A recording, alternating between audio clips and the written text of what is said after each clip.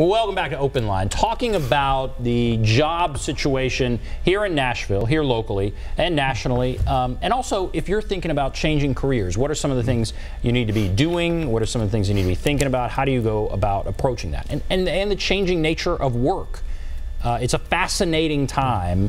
And we have with us Matt Lowney. Happy to have you here. As we went to break, Brian called. Yeah. He was talking about resume, his resume, longer, shorter. We've had all kind of what are you thinking? I think there's this kind of legacy thing that's long since gone away, which is I have to have my resume on one page. Yeah.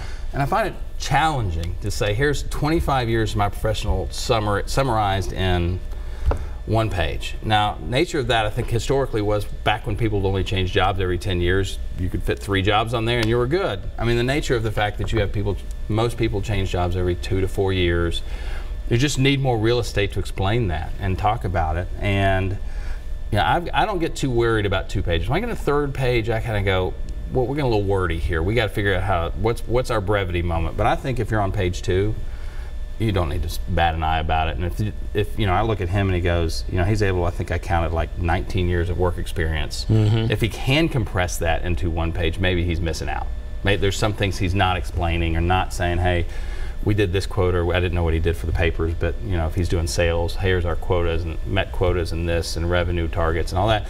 Anything you can throw in that's kind of tangible, number-driven stuff, I think is great. I look at hundreds and thousands of resumes over the years, and I think what I see a lot of is just trite, buzzy word kind of stuff that doesn't mean anything, and they think it sounds, they'll say I'm a hard worker. Well, who's going to say what's the opposite of that? Well, I'm just lazy as dirt, but hey, I'm a nice guy. That's the stuff that I get really, don't just put stuff in there that means something, and that's the only thing I look for. I mean, that's really when I look at resume, like I see your title, that's 90% of the battle. Like I'm looking for a sales rep, you're a sales rep, that's great. Then I want to see numbers underneath that. It's not uber challenging, can I leave it that way. So, all right, to put people on the same page, you're looking at tons of resumes because companies will hire you to go find someone. I work for companies that you work for companies that hire you to go find them people. Right. And so you're looking at all these resumes, and so an objective.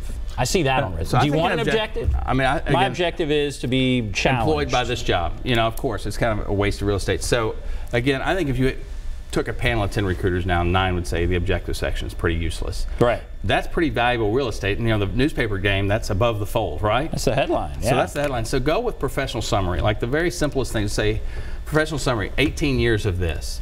15 years of this, attain quota that, or whatever, or if you're a nurse, talk about kind of, what kind of floors you've worked on. Whatever those things are that you want known sits in those first 3 to 4 or 5 bullet points under professional summary, then roll into your most recent job and then just kind of roll with it. Put your, I typically tell folks put their education at the very end unless they've attained a new education. Like I just got my MBA.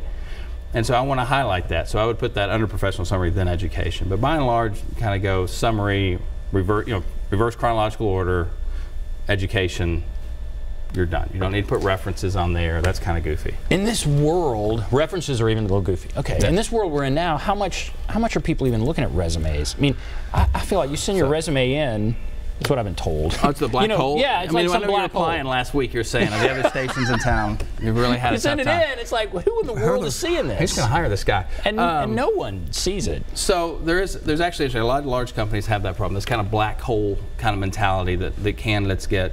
And I hate that because it takes a long time to apply. Like it takes 15, 20, 30 minutes to apply, and you're just sitting and filling out forms. That's all you're doing. And at worst, you don't hear anything. At best, you get this automated thank you for whatever, and you don't hear anything. And it's a percentage game. I mean, that's exactly right. That's why it gets frustrating for the candidates is you spent this 30 hours or 30 minutes of your life filling out this application, and then on the recruiter side, we get 200 of these. Like, I can't just call you and say, hey, Ben, I appreciate you spending the time doing that. I'm lucky to have sent you an email that said, hey, we're interested or we're not. And then I'd say the other bucket is where you get, and this speaks to what Brian says, is a lot of jobs are found by us reaching out to people. So and there's this weird psychology of like, if you apply, you're already at a disadvantage. If I find you, I somehow now invested in you, and I said, now this is the guy I want to hire. So networking is really important. And everybody knows this. Employee referrals are the best hires. They stay longer, they perform better. So I've always said your number one goal when looking for a job is to be the employee referral. Right. So if you see a job at a company, don't immediately go apply. Go on LinkedIn, go, hey, who do you know that works at Vanderbilt? Well, I know a lot of folks who work at Vanderbilt. How about you send me your resume and I'll send it to my friend at Vanderbilt, just use that as an example. The likelihood of getting that job just went up tenfold. The fact that you were referred by somebody that they trust. Because if you're going to hire a kid to mow your yard, who are you going to do? You're going to hire a kid that does a good job for your neighbor, right? You're not just going to go put an ad in the paper and see who calls you. You just don't want you to get the same thing, you know? And so that's why I think try to be the employee referral. That's the golden egg to this whole job search thing. That's a very good point. All right, let's go to Paul. Hello, Paul? Paul, are you there? Yes, I have a question for Mr. Lowney. All right, go ahead. Yes, I'm interested in work-for-home jobs and like call centers or envelope stuffing. Yep. I submitted my resume, and it's hard to get people to pay attention to it. Now, I don't know. I made my last resume rhyme to make it stand out. Do you think that is helpful? Made it what? He said he made it rhyme. I think that's not helpful. I'm going to say no.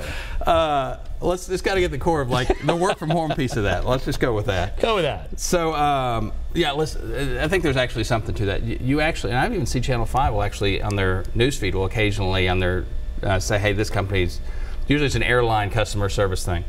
There are more and more work from home jobs. Absolutely. Now, the whole envelope thing, that's 20 years ago. But honestly, they're call center work, and I would say pay for performance work. Do you know what I mean? Like, hey, I'm going to have somebody do sales. Like, there may be a small commission, but hey, if you can sell, I don't care if you're sitting in, you know, Alaska selling in Nashville. If you can go sell, you're going to be fine, and you'll be comfortable on the phone. I think what people, the problem with, this has been my experience, because I have people call and ask me, like, hey, what about work from home jobs?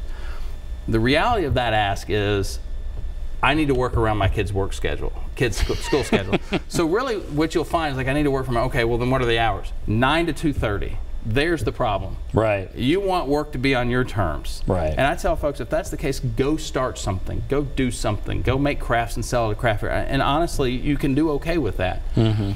But the idea that there's this glut of jobs that will work on your schedule, the great thing about, one of the reasons employers like the work from home deal is they want you to work from noon to 10 p.m. because you're servicing people on the West Coast. Well, all of a sudden you're kind of like in this, that's not the most attractive deal. Right. So I think work from home, other than if you have a disability or there's some other kind of life thing, work from home is really like, just be careful what you're asking, because employers get real weird about people saying they want to work from home, because I've had it happen. I've had people work for me for work from home. And I realized, well, what's weird, after about 3:30, we don't do conference calls. They don't answer the phones because you find out their kids got home from school. They're still working, but not working as many hours. Right. You know? And so well, that's that makes sense. careful. Yeah, when people say work from home, that would be a worry. I guess you're right. Yeah, you that's don't the think worry about of the that. employer. They want to be there for their kids.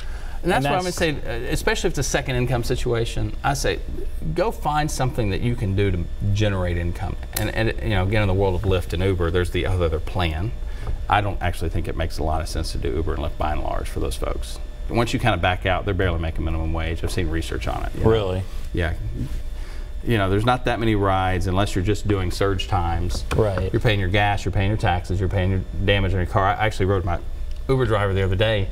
3 months, she's put 15,000 miles on a brand new car. I mean, depreciation alone's killing her. Right, right. And she doesn't realize it as she's doing it, you know. Right. So, I that's my take on that. But it is an option. All right, I'm fascinated by that. All right, we have to take a break. I want to talk about, this new economy and just kind of where, if you want a job, where should we be looking and those kinds of things. We'll take a break. If you want to call, there's the number 615-737-PLUS, 615-737-7587. Take a break. Be back right after this.